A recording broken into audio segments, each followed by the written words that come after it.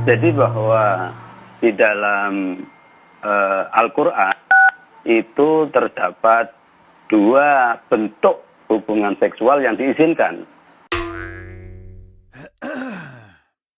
Yang pertama itu hubungan seksual dalam kerangka perkawinan. Yang kedua hubungan seksual dalam kerangka milkul yamin.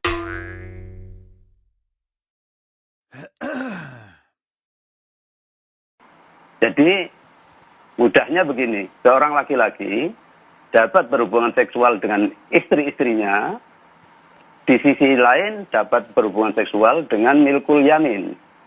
Milkul yamin bukan atas dasar akad perkawinan, tetapi atas dasar akad ihsan atau komitmen untuk berhubungan seksual. Nah, ini ada di dalam surat Al-Mu'minun misalnya ayat 6 itu dikatakan illa ala azwajihim aw ma malakat aymanuhum.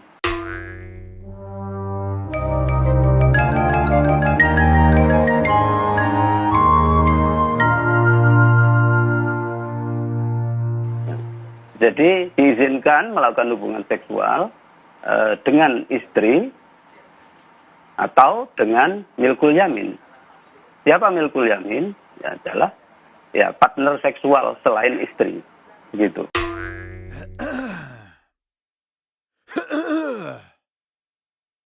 Itu syarat-syaratnya apa saja yang diperbolehkan begitu? Tidak terhitung. Syaratnya adalah seorang perempuan tidak bersuami, ya. Kalau orang perempuan, kalau seorang laki-laki bebas, lajang atau beristri boleh. Tentu sudah dewasa, berakal sehat. Kemudian tidak dilakukan secara zina. Zina di sini yang dimaksud oleh Syahrul adalah hubungan seksual secara terbuka atau eksibisionis. Sementara di tempat tertutup atau eksklusif adalah halal, ya boleh.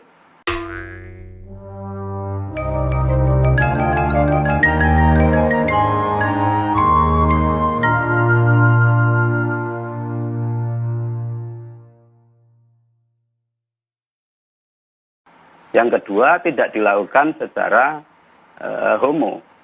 Yang ketiga, tidak dilakukan dengan mantan istri bapak atau ibu tiri. Ya. Yang berikutnya adalah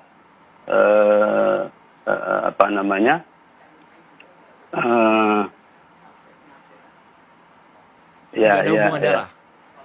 Iya betul, maharim, ya tidak ada hubungan darah atau incest, ya.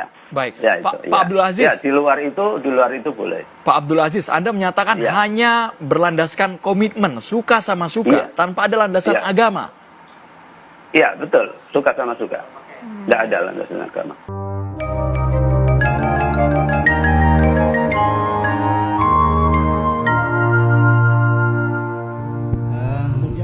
Sebelum saya mengurai perkawinan milkul yamin, di dalam tradisi Islam perkawinan itu namanya akdun nikah, betul nggak? Akad nikah. Saya mau urai dulu. Akada itu, akdun itu artinya kontrak, transaksi, MOU, betul nggak? Jual beli, akad. An-nikah itu bahasa Arab, maknanya al-wat'u. Al-wat'u itu adalah dukhulu zakari fil farji, seksual penetrasi namanya. Oke?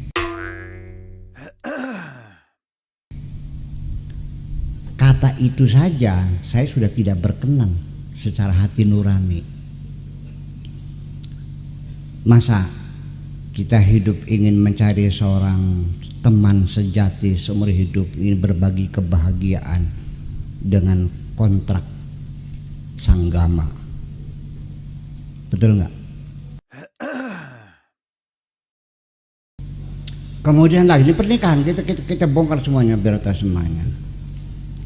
Sebelum ada undang-undang perkawinan kita di sini, umat Islam 1400 tahun lamanya, betul nggak? Suami diberi kekuasaan mutlak luar biasa, bisa menceraikan istrinya kapan saja tanpa ada pembelaan hukum, betul nggak? Sampai dengan bergurau pun guyonan nggak jadi. Bayangkan gimana nasib perempuan sama-sama ini, betul nggak? Sampai sekarang undang-undang perkawinan mencabut hak suami menceraikan, harus diproses di pengadilan. Masih banyak masyarakat yang masih gimana caranya jadi yang nggak jadi. Ini kan di kita RUU kita bisa tertampak sih nah.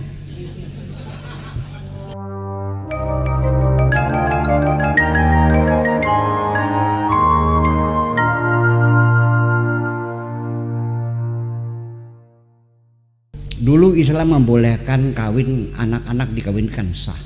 4-5 tahun, 9 tahun dikawinkan sah. Kita cabut, kita batasi. Ini manusia bukan binatang. Ya kan? Kawin paksa dulu 1400 tahun diperbolehkan kawin paksa asal perawan dan walinya wali mujbir, bapak kandung. Itu suka tidak suka dianggapnya sah. Bayangkan gimana nasib umat Islam. Kita bikin undang-undang perkawinan di sini. Itu pun di demo besar-besaran kok. Maunya apa sebetulnya ini? Ini persoalannya. Jadi orang tuh kalau sudah namanya isu agama itu sepertinya seperti kayak wis yakin majeng surga kah? Ini budaya. Paham nggak? Ini budaya. Nah, jadi itu disertasi doktor di Sunan Kalijaga. Ini isu itu sudah lama sebetulnya, sejak mulai tahun 71 saya di Irak juga sudah muncul ide semacam itu ya. Tetapi tetap saja pada akhirnya kajian macam itu kita tidak jujur kalau kita tidak melalui jalur kajian antropologi. Paham nggak? Kita juga butuh pada kola ta'ala, kola rasul, kola asal kabeh kola kan ya. Iya. Jadi milkul yamin ini sebetulnya adalah langkah kemajuan dari perjuangan umat Islam. Yang dulu tradisi berlaku di dunia, tidak usah dikawini, langsung dipaceki aja, nggak apa-apa, selesai. Jadi namanya budak, ya kan begitu? Beli di pasar udah dipakai, ya suruh masak segala macam, nanti malam dikeloni kan gitu. Perbudakan masih menjadi tradisi dunia di mana-mana, bukan di harus saja di Eropa juga sama, ya. Di Amerika juga sama, ya kan. Belum lama perbudakan dibebaskan tuh. Nah, milkul yamin itu merupakan langkah kemajuan dalam Islam. Status perempuan yang dapat beli itu boleh dikawini sebagai istri. Kemajuan enggak? Kemajuan. Tapi perbudakan belum dihapuskan karena nggak bisa dong. Jadi itu jawaban saya bahwa milkul yamin itu dia beli budak, setelah jadi budak dikawininya secara resmi. Dalam Al-Qur'annya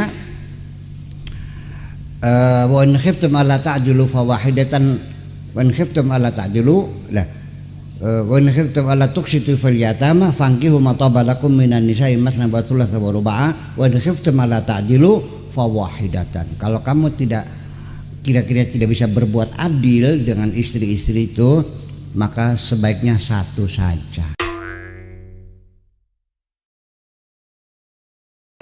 Kita bangga menghafal Al-Quran tapi tidak memahami Al-Quran.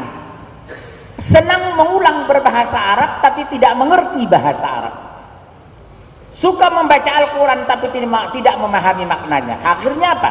Menjadi keledai di Indonesia.